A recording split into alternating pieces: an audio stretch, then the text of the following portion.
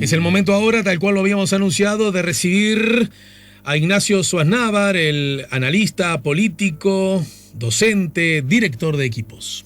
Si buscas un portón automático para tu casa o para la oficina, asegúrate que sea fuerte, que sea seguro, que sea práctico, que sea un SEA. Porque solo un portón SEA te asegura el mayor respaldo técnico, un service propio en todo el país y la garantía de todos sus productos. Ingresa en seaportones.uy o llama al 2601-2611. Si vas a elegir un portón, que sea un SEA.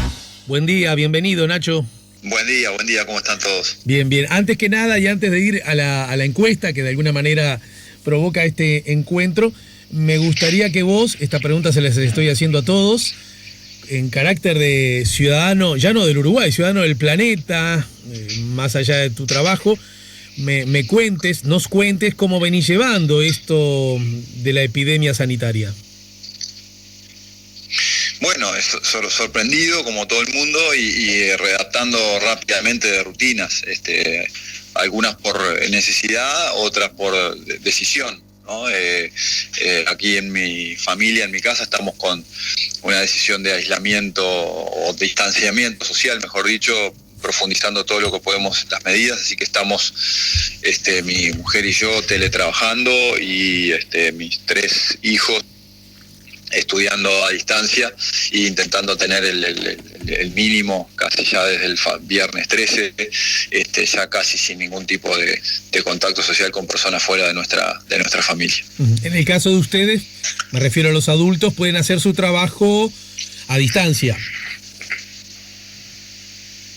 Dentro del conjunto de situaciones diversas, no nos podemos quejar, la verdad, estamos con posibilidad efectivamente de hacer el trabajo a distancia, con las complejidades del caso, porque sobre todo el trabajo en equipo implica también disponibilidad de otras personas, redactar rutinas, pero bueno, la verdad que tenemos esa facilidad y el 99% de las tareas y bueno, y la tecnología y la conectividad disponible por ahora viene funcionando, así que bueno, ahí claro, somos 5 teletrabajando o teleestudiando en casa, entonces a veces los horarios, los lugares, hay que hacer una especie de coordinación familiar de espacios y momentos, pero viene funcionando bien. Bueno, hablemos de la encuesta que Equipos dio a conocer en el día de ayer, en horas de la tarde, y tiene que ver con la evaluación del presidente Luis Lacalle Pou. Antes de ir a los resultados, de algún modo ayer los distintos medios de comunicación, tú mismo en Canal 10, en Subrayado lo diste a conocer, pero antes a través de las redes, a mí de hecho me tuviste la gentileza de enviármelo antes. Me gustaría que nos cuentes, porque incluso fue una de las preguntas que ya llegó cuando anuncié que ibas a estar con nosotros, ¿por qué motivo y en qué contexto la empresa entiende que tiene que hacer una encuesta a propósito de la evaluación del presidente? Bueno, es un estudio muy clásico, digamos, en opinión pública, que los gobiernos son evaluados, hay como 2 momentos clásicos, uno es el primer mes y otro son los 100 días, son como 2 hitos de evaluación de los gobiernos, más allá de que obviamente se van evaluando más regularmente, ¿no? Pero el primer mes y los primeros 100 días son como ahí 2 hitos genéricos, digamos, en la evaluación de los presidentes, y bueno, se inscribe básicamente en ese marco.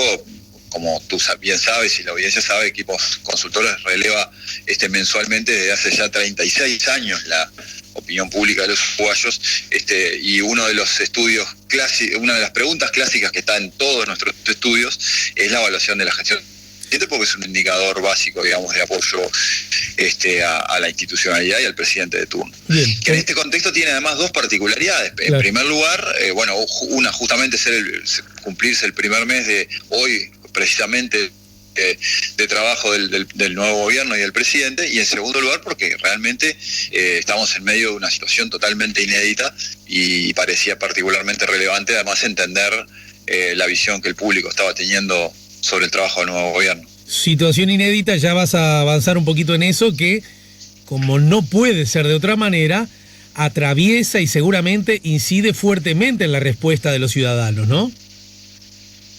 Sí, por supuesto. Cada respuesta a una pregunta de opinión pública, cada medición está inscrita en tu contexto y tiene una particularidad única e irrepetible.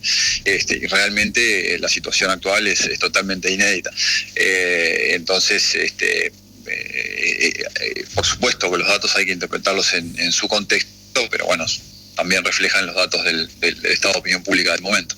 Quiero agregar al público que el tamaño de la muestra de la encuesta fue de 400 entrevistas y de la encuesta online 1129, es decir, que es una encuesta que se compone de esas dos modalidades, la telefónica y la online.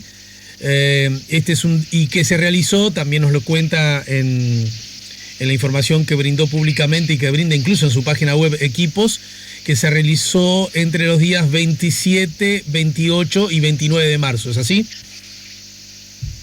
Correcto, sí, fue una encuesta realizada el fin de semana pasado, bajo una modalidad multimodo, combinando encuestas telefónicas con encuestas online. Evidentemente uno de los cambios inmediatos que generó todo este tema de la pandemia del coronavirus es la imposibilidad de realizar encuestas presenciales, encuestas cara a cara. Entonces ya el propio Instituto Nacional de Estadística anunció esta semana en un cambio histórico de la famosa encuesta de hogares, a partir de la cual se estiman indicadores muy importantes para nuestra economía, iba a pasar a ser también por otras modalidades ya no presenciales, porque evidentemente por razones de seguridad, digamos, tanto del encuestador como de los posibles encuestados, no es posible hacer encuestas cara a cara. Entonces, efectivamente, estamos adoptando otros mecanismos. Equipos hace muchos años viene trabajando con encuestas telefónicas y encuestas online, pero en este caso se transformaron en el centro, digamos, principal de nuestra actividad. ¿Y cuál es la pregunta que le hicieron al público? Bueno, la pregunta es la de siempre, una pregunta clásica en estudios de opinión, que es con la misma redacción que desde el primer estudio de opinión pública post-dictadura en el año 84, que es ¿usted aprueba o desaprueba la forma en que Luis Lacalle Pou, en este caso, se está desempeñando como presidente de la República? Esa es la redacción textual, obviamente cambiando el nombre del presidente. Y bueno, es una pregunta en la cual se le pide al entrevistado que en un balance, en un resumen ponderado, ponga en consideración todos los aspectos subjetivos que a la persona le importan, los ponga en una balanza y elabore un juicio. Nosotros tenemos una práctica que yo creo que es muy buena en Uruguay, instalada en la industria uruguaya, que es distinta a la de otros países, donde intermedios. Hay otros países que solo le piden al Estado aprueba o desaprueba, no hay grises. Ajá. Nosotros permitimos siempre las zonas grises porque entendemos que efectivamente hay mucha gente, o hay eventualmente alguna gente que puede decir, bueno, yo no tengo un balance muy claro, algunas cosas apruebo, otras no, etcétera. Entonces hay evidentemente un juicio intermedio, pero evidentemente hoy tenemos una distribución en la cual hay bastante pocos intermedios para lo que es habitual. O sea, hay un nivel de polarización relativamente importante respecto al gobierno. No sé si querés leer tú los resultados. Bueno, Alejandro. Lo leo. El 65% manifiesta que aprueba la gestión del presidente, el 20% la desaprueba, el 12%, esto es a lo que te referías recién, ni aprueba ni desaprueba, y solo un 3% o no sabe o no contesta a la consulta. Bueno, es un número abrumador a favor del desempeño del presidente, ¿no? Es un número muy alto, sorprendentemente alto. Uno diría, quizá no sorprendente en el contexto en el que estamos, pero si uno hubiera apostado a fines de febrero cuál iba a ser el nivel de aprobación de Lacalle Pou a fines de marzo, creo que ni el más optimista hincha de Lacalle Pou hubiera supuesto que iba a tener en este momento estos niveles de aprobación. Está claro que acá se combinan dos factores, es decir, los gobiernos siempre al inicio tienen un un periodo de luna de miel, en lo cual son mirados con cierta tolerancia por personas que no lo votaron, y eso es lo que se llama el fenómeno de luna de miel. Uh-huh. Y eso obviamente puede estar influyendo. Quizá en este contexto en el cual el gobierno a poco asumir se encuentra con una pandemia inesperada que tiene que enfrentar, quizá la luna de miel pueda ser un poquito más profunda, pero además también hay, porque también está medio en nuestro estudio, una aprobación específica de la forma en que el gobierno actuó en estas primeras semanas y de las primeras medidas que tomó respecto a la pandemia. Entonces todo esto genera un doble efecto respecto a lo esperado, porque nosotros hemos hecho alguna encuesta a fines de febrero midiendo la aprobación de Lacalle Pou como presidente electo, digamos, con la aprobación durante la transición, y los niveles de aprobación eran altos, pero no tan altos como ahora, estaban 54% de la aprobación en Lacalle Pou. Entonces lo que ocurre durante marzo termina generando un doble efecto. Primero, que alinea casi totalmente los votantes de la coalición. 96%. 96%, no, exactamente, 96% de los votantes de la coalición hoy están aprobando el desempeño de Lacalle Pou como presidente. Esto es un hecho no menor, porque sobre un gobierno de coalición multicolor integrado por varios partidos que no necesariamente tenían coincidencias sobre todos los temas, y sobre algunos líderes, obviamente en campaña, mostraron críticas a Lacalle Pou. La negociación de los cargos en el gobierno también tuvo sus complejidades. Bueno, uno podría mantener dudas sobre el nivel de alineamiento que el electorado que finalmente votó en segunda vuelta por Lacalle Pou podía estar alineado con el gobierno de Lacalle Pou. Por lo menos en este primer mes, yo creo que ese tema del combate a la pandemia terminó siendo un factor muy fuerte de alineamiento de los votantes con un 96%. Y además generó otro efecto, que es que los votantes del Frente Amplio, que hasta febrero estaban en una posición mayoritariamente crítica respecto a la Lacalle Pou, razonablemente, porque sí, evidentemente no fue el presidente que eligieron, durante marzo moderaron sus críticas. Hoy por hoy los votantes del Frente Amplio tienen opiniones divididas sobre el gobierno de Lacalle Pou, sobre el desempeño del presidente, divididas de saldo negativo, lo cual es lógico y esperable. 32% de los votantes frente amplistas aprueba el trabajo de Lacalle Pou, 42% lo desaprueba, es decir, el saldo neto de menos 10. El resto está intermedio, pero la crítica de los votantes frente amplistas al gobierno se moderó en marzo respecto de lo que era en febrero. Entonces, producto de estas dos circunstancias, es que Lacalle Pou tiene hoy un nivel de apoyo total que es bastante mayor que el nivel de votación que tuvo en segunda vuelta. Recordemos que Lacalle Pou fue electo con menos del 50% de los votos, con el 48,4% de los votos en segunda vuelta, y sin embargo hoy tiene un apoyo que está 17 puntos por encima de eso, ¿no? Entonces efectivamente es un resultado digamos que le da un apoyo fuerte al gobierno en este momento. Permitime hacer dos comentarios que para que vos los aclares. Incluso los comentarios están apoyados en cosas que tú mismo, creo recordar, has dicho, entre otras cosas, entre otros lugares, en este mismo micrófono. Primero, yendo a los ciudadanos que votaron en la segunda vuelta Daniel Martínez, entre ellos acaba de darse el guarismo que vos destacás, que incluso desde el punto de vista estrictamente informativo podríamos decir más de la mitad de los que votaron a Daniel Martínez no desaprueban la gestión de Luis Lacalle Pou hasta el momento, ¿verdad?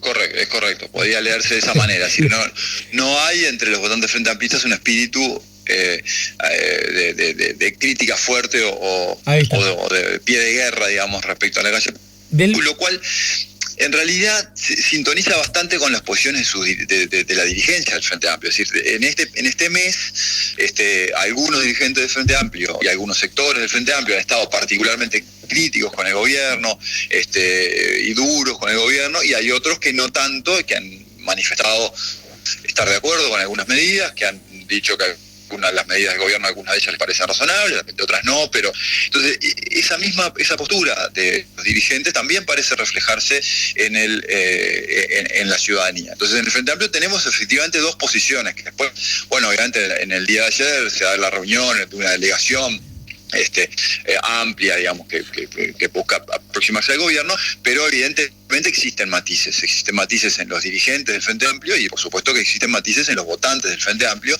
donde no encontramos un alineamiento total a favor del gobierno, tampoco un alineamiento total en contra del mismo. Exacto. Igual quisiera hacer una apreciación de carácter conceptual, hasta si querés semántica. ¿No es un poco exagerado utilizar como sinónimos los que en segunda vuelta votaron a Daniel Martínez, sinónimo a Frente Amplistas? Sí, sin duda. Ahí hay toda una discusión conceptual.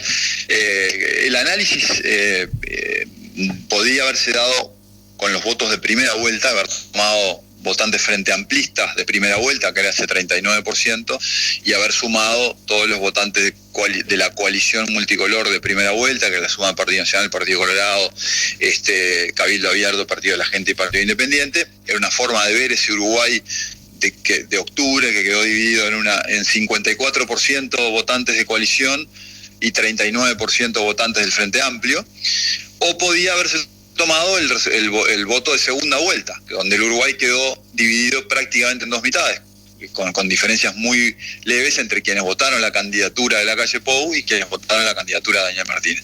Probablemente las dos cosas pueden ser perfectamente correctas, en aras de simplificar. Entendido, sí, sí. Tomamos el criterio de segunda vuelta, pero efectivamente alguna gente se sorprendió ayer y dice, bueno, ¿por qué no pone Frente Amplio? Bueno, evidentemente es razonable el planteo, porque seguramente tenía la misma validez y desde algún ángulo analítico, quizá legítimamente uno podría decir tenía más validez tomar el Frente Amplio de 39%. Pero bueno, dada esa característica de que la segunda vuelta el Uruguay quedó casi prácticamente partido en dos, nos pareció más claro e ilustrativo tomar el voto de segunda vuelta como matriz de análisis, porque además en aras de la comunicación, por supuesto que a nivel privado y en el análisis nosotros miramos todas las variables muy ampliamente. A nivel de la comunicación pública a veces uno busca también la simplificación, porque a veces es más fácil de entender, y por eso tomamos ese criterio. Perfecto. En esta oportunidad.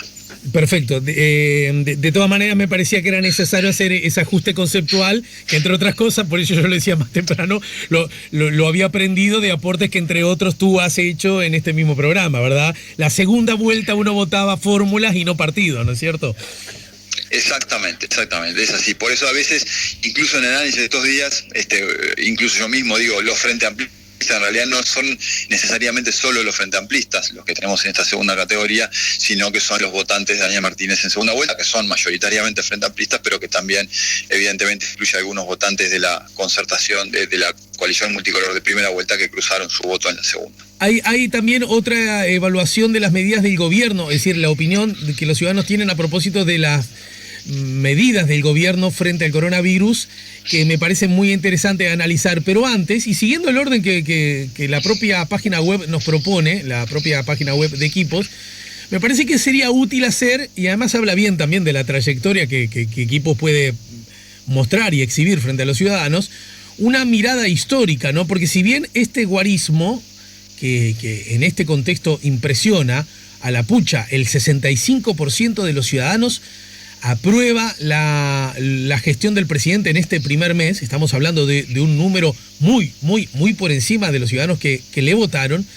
Sin embargo, también podemos decir que desde el punto de vista histórico, y de verdad que a mí me asombró cuando vi la planilla, ya hay antecedentes de características más o menos similares, ¿no? Sí, por supuesto.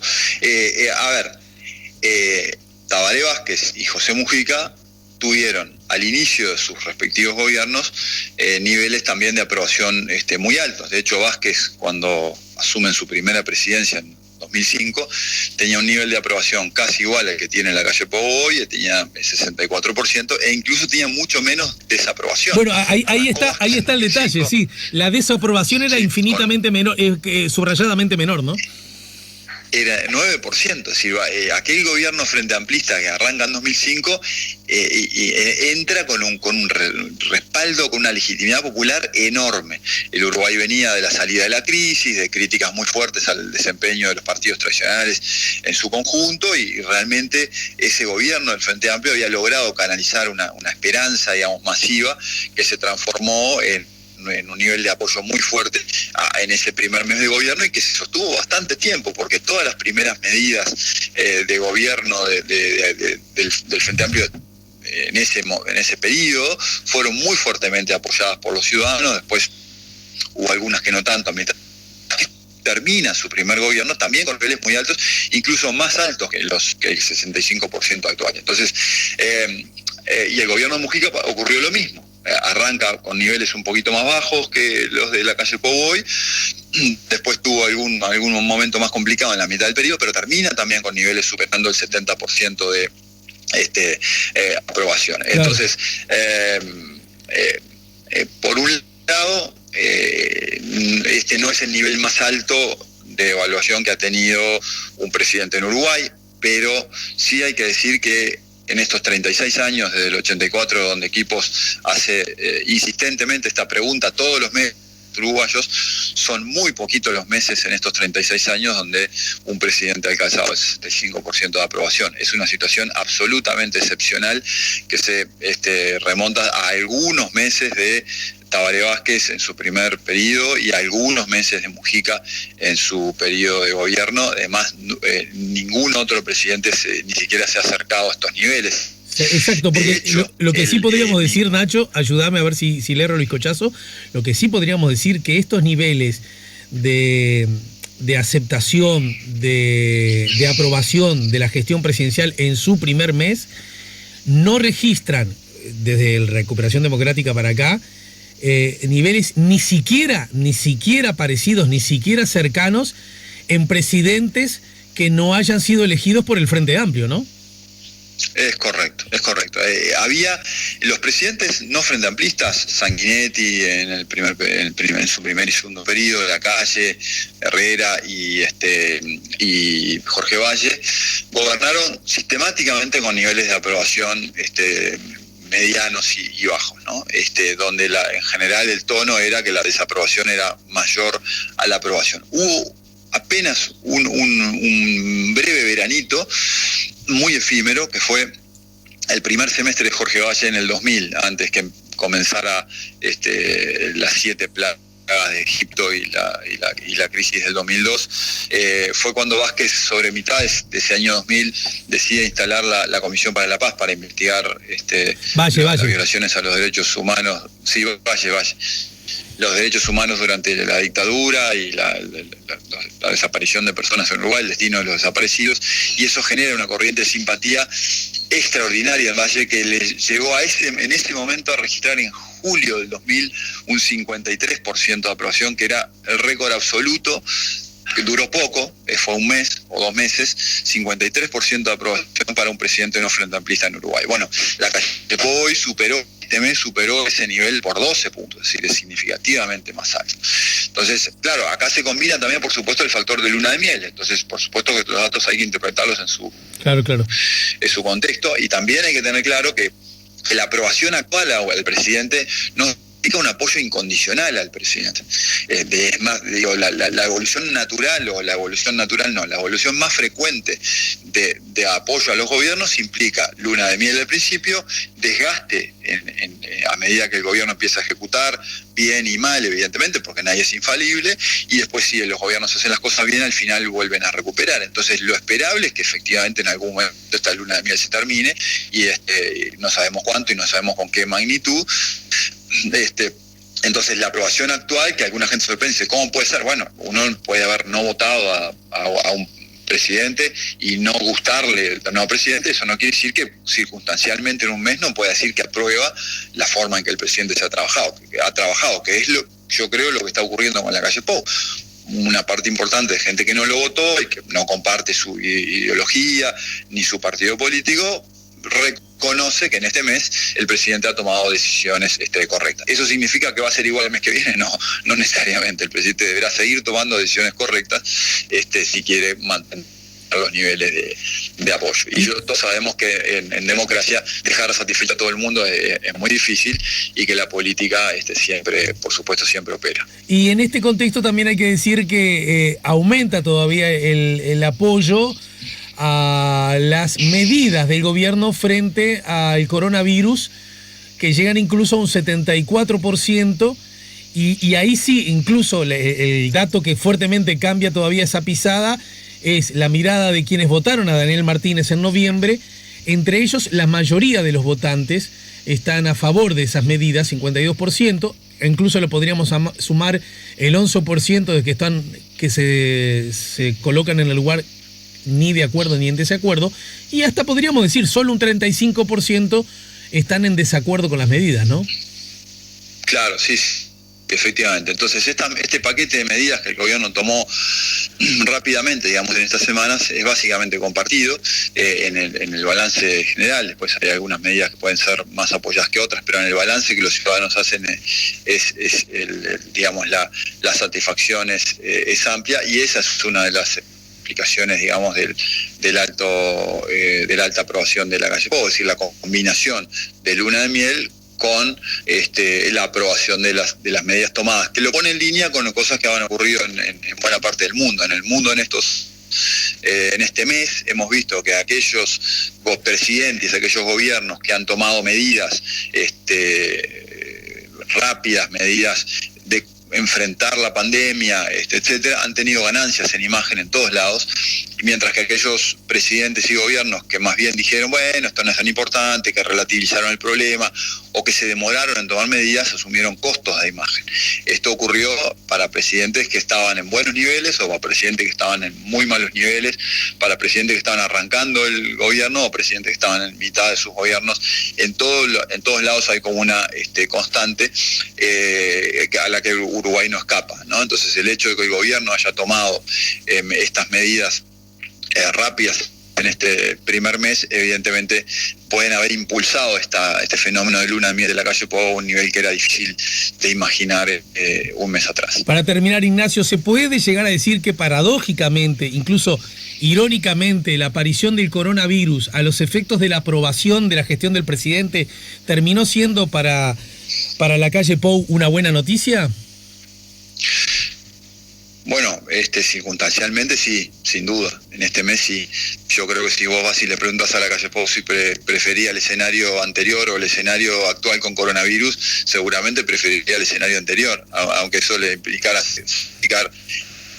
algunos puntos de popularidad, porque está claro que para el Uruguay por supuesto, es mejor un escenario sin coronavirus que con coronavirus, y bueno, entonces este indicador tiene básicamente la validez de demostrar que no es poco, diría, porque cuando en una situación de crítica, una situación crítica, los ciudadanos además empiezan a desconfiar de sus gobernantes, entonces el clima social es bastante más complicado, ¿no? Entonces yo creo que aquí hay un desafío fuerte que no es solo del presidente, por supuesto, ni solo del gobierno, sino de la clase política. Yo creo que tiene mucho valor la reunión de ayer, porque está claro que aquí hay situaciones que van a tensar, digamos, las instituciones, ¿no? Entonces creo que, y está probado en el mundo, que los países son mucho más resilientes a situaciones de críticas de cualquier tipo, si sus instituciones son fuertes y funcionan, que si sus instituciones y sus gobernantes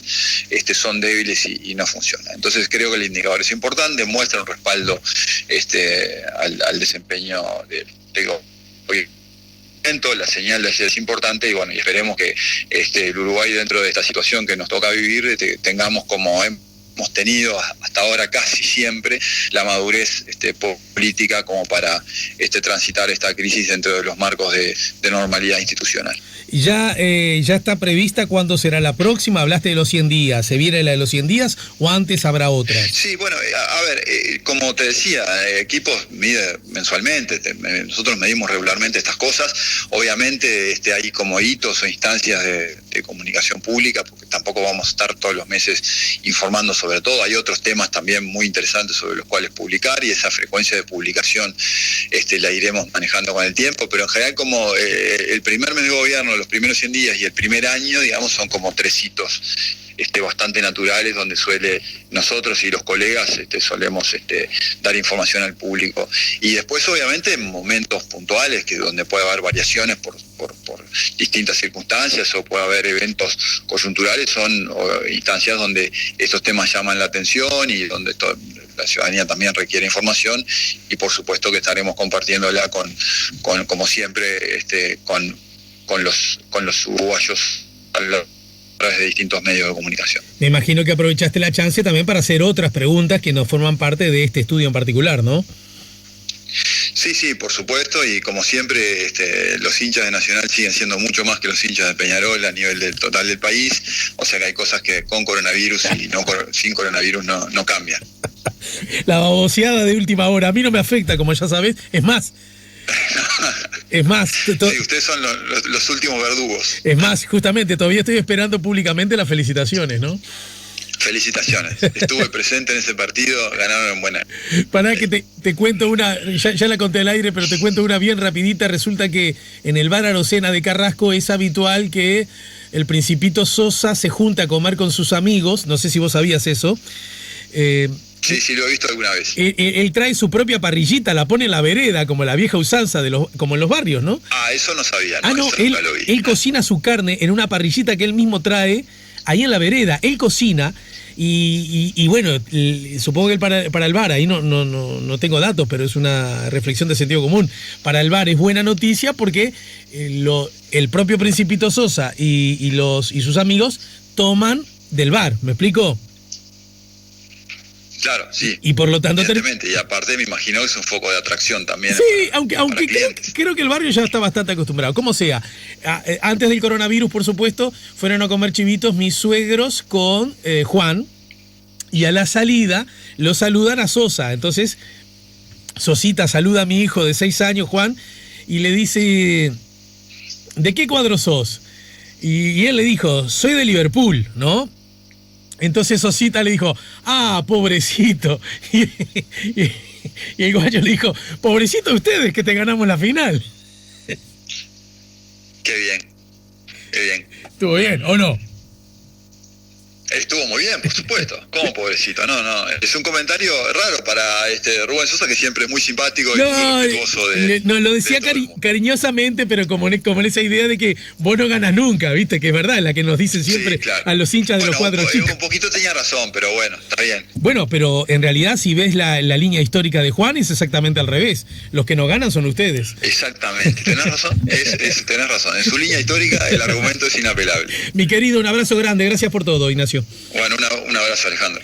Ignacio Suaznavar, el director de equipos, docente, investigador, nos ayudó a poner la mañana en camino. Si buscas un portón automático para tu casa o para la oficina, asegúrate que sea fuerte, que sea seguro, que sea práctico, que sea un SEA. Porque solo un portón SEA te asegura el mayor respaldo técnico, un service propio en todo el país y la garantía de todos sus productos. Ingresa en seaportones.uy o llama al 2601-2611. Si vas a elegir un portón, que sea un SEA.